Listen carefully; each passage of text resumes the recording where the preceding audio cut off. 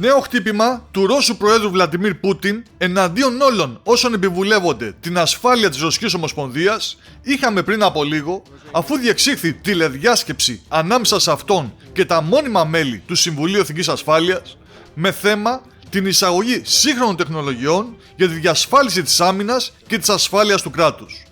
Το τι ακριβώς υπόθηκε σε αυτή τη συνάντηση, το ποιες είναι αυτές οι νέες τεχνολογίες, έχει κρατηθεί φυσικά μυστικό, αλλά αποτελεί σίγουρα μία απάντηση του Ρώσου Προέδρου στο διάγγελμα που έκανε προς τον Αμερικανικό λαό πριν από λίγες ώρες ο πρόεδρος των ΗΠΑ Τζο Μπάιντεν, στο οποίο και αποκάλεσε τύραννο τον Πούτιν και ζήτησε από το Κογκρέσο να εγκρίνει ένα πολύ μεγάλο χρηματικό ποσό δισεκατομμυρίων δολαρίων ώστε να βοηθήσει την Ουκρανία στον πόλεμο που μένεται με τη Ρωσία, εκμεταλλευόμενος την ένταση στο Ισραήλ, για το οποίο ζήτησε και γι' αυτό να εγκριθεί ένα χρηματικό ποσό βοήθειας.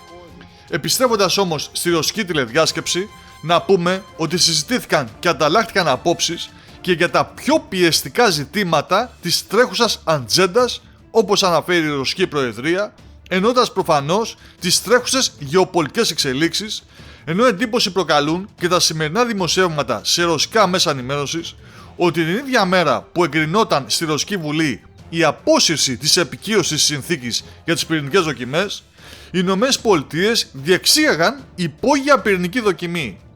Αυτά μάλιστα δημοσιεύματα συνέπεσαν με πρωινή ανάρτηση βίντεο του Ρωσικού Υπουργείου Άμυνας, στο οποίο φαίνεται η εγκατάσταση ενός διυπηρωτικού βαλιστικού πυράβλου Avangard σε σιλό εκτόξευσης, εντείνοντας περισσότερο τη διεθνή ανησυχία για την όξυση που υπάρχει ανάμεσα στις ΗΠΑ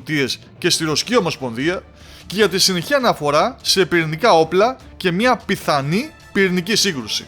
Σε κάθε περίπτωση, αν το Κογκρέσο εγκρίνει αυτό το υπέρογκο χρηματικό ποσό που ζήτησε σήμερα ο πρόεδρος Biden για την Ουκρανία,